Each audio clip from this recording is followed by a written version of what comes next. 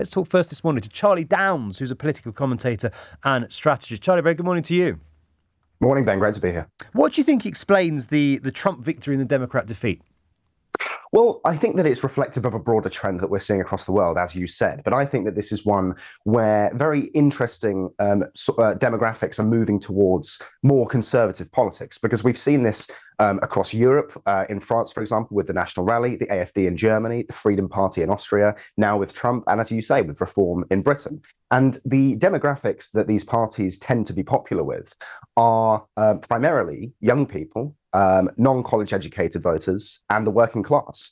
And I think in terms of the lessons that the Democrats and the Labour Party should learn from Trump's resounding victory is that they've lost those people, and those people who perhaps would ordinarily be thought of as a very stable voter base for them. They've completely moved away from progressive politics ultimately. Do you think there are quite a lot of lessons, therefore, that Labour should take and learn from what's happened in the US?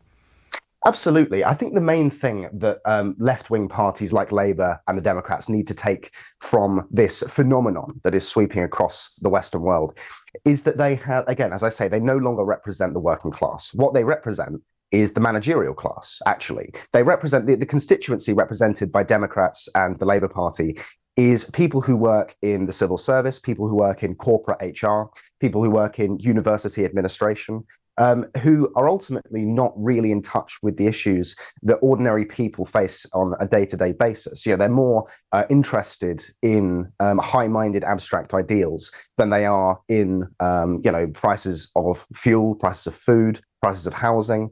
And the things that ordinary people actually care about. Because you could look at what Labour put sort of front and centre of its manifesto. It was the cost of living. It was dealing with the housing crisis. It was getting the NHS backlog. They weren't just sort of pontificating about, the high-minded ideals you're talking about. They were focusing very much on the issues that are affecting people's lives. That's why they won, isn't it?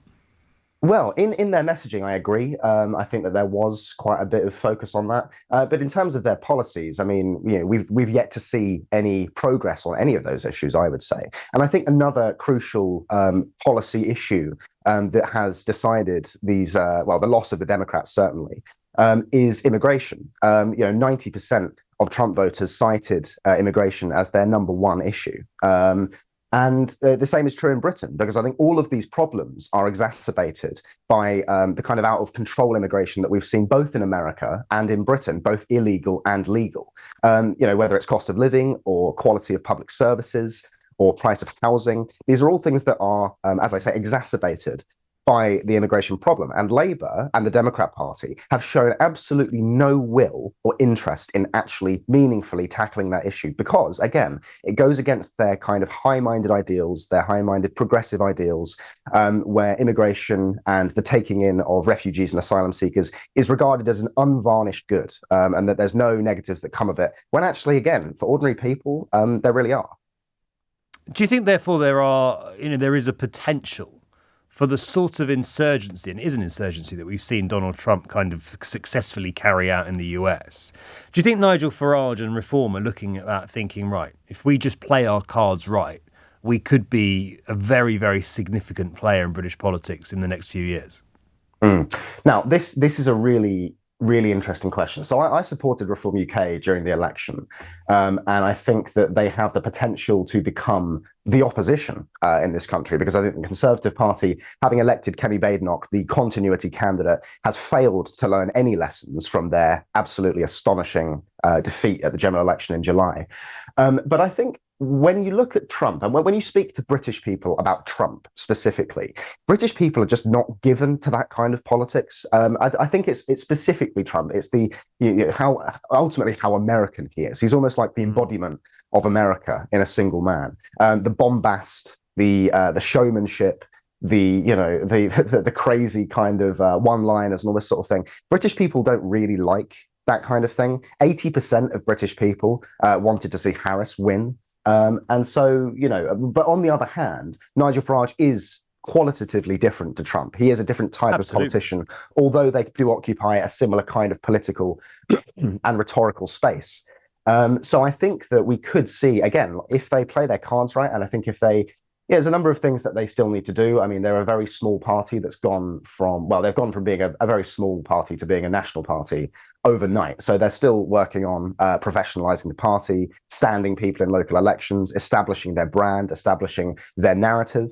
But I think as it stands, they're very well positioned to be the next iteration of this phenomenon that we've seen most recently in America, but as I say, across Europe and across other places as well. I don't disagree at all. Charlie, thanks for coming on this morning. Charlie Downs, political commentator and strategist. Listening to that was Andrew Hedges, who's editor of the Red Pepper magazine, a left-leaning international politics magazine. Andrew, very good morning. How worried do you think Keir Starmer and Labour will be about what's happening in the US? How worried do you think perhaps they ought to be? Morning. Look, I think Labour need to be really concerned because the Democrats were in office for 4 years and failed to provide financial security for normal people. Biden didn't address this. He focused on growth and he spent $1 trillion trying to create growth and jobs, but the impact wasn't big enough and it wasn't fast enough. It didn't work electorally or economically. Now in the UK, we have a chancellor who's trying to create growth, but with much, much less investment than Biden had. So I think we already know that kind of trickle-down economic approach isn't going to work and isn't going to work for working people. Instead, we need to see Labour make changes that will immediately change people's lives. That means, following Harris's proper policy that she announced at the start of the election that she then U-turned on, which was food price controls. Why aren't we talking here about price caps on rent? That would transform lives and that would bring people back to the Labour Party and deal with that sandcastle. So, Andrew, you're saying the lesson that needs to be learned from what's happened across the Atlantic is that Labour needs to be more radical than it's being. It needs to go further. Yeah, completely. Because people did not feel that the Biden administration provided for them. That is the core of the issue. But partly that's because of world affairs, isn't it? I do wonder if you look at the fact that incumbent governments are being booted out of power left, right and centre, if that is actually partly or even largely simply because of the state of the world. High inflation, two massive conflicts, one in Europe, one in the Middle East, having knock-on impacts.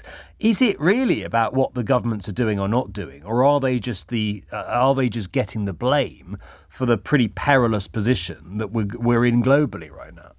Well, let's be clear. Biden did try to deal with inflation. He had the Inflation Reduction Act, which was $700 billion.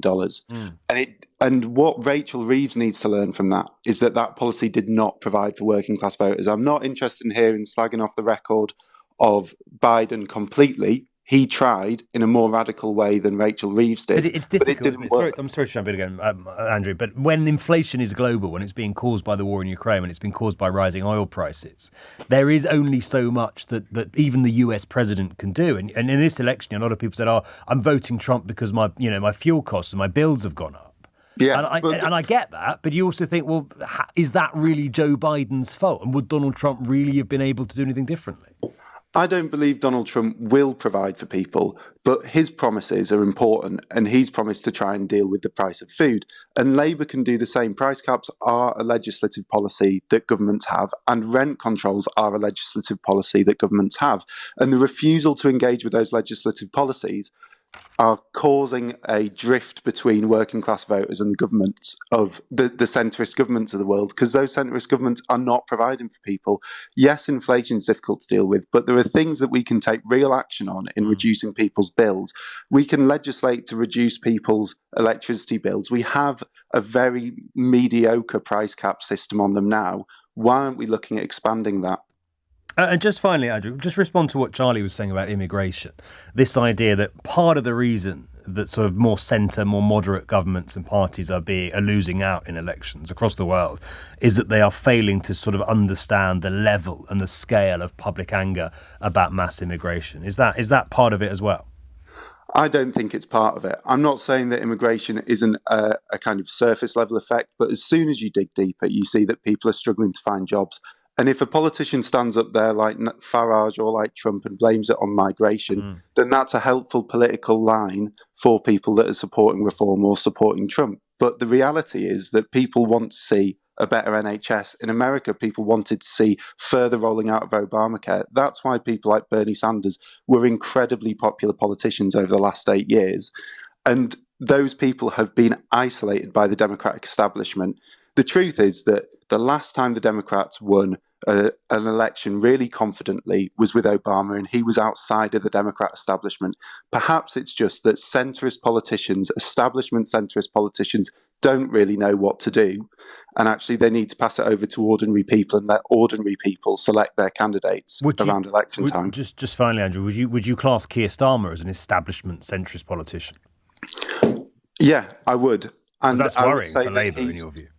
I think it is. I think he's not only is Starmer a centrist politician who's representing interests of the establishment, but he's made the Labour Party like that. If we look at who's come into the Parliamentary Labour Party at this general election, who was it? It was lobbyists, chiefly lobbyists. 50 years ago, it would have been trade union reps from workplaces who'd fought for their members. And Labour has become increasingly a party that doesn't represent the interests anymore because of the people that they're putting into Parliament. So if you want to address that, it's really simple for Labour. Bring policies in that are going to dramatically change working people's lives now, but also change the way you're selecting your MPs. Stop the stitch-ups and start putting ordinary working class people, trade union reps, into Parliament. Interesting stuff. Andrew, thank you very much for your time this morning. Appreciate it. Andrew Hedges, editor of the Red Pepper magazine, which is a left-leaning international political magazine.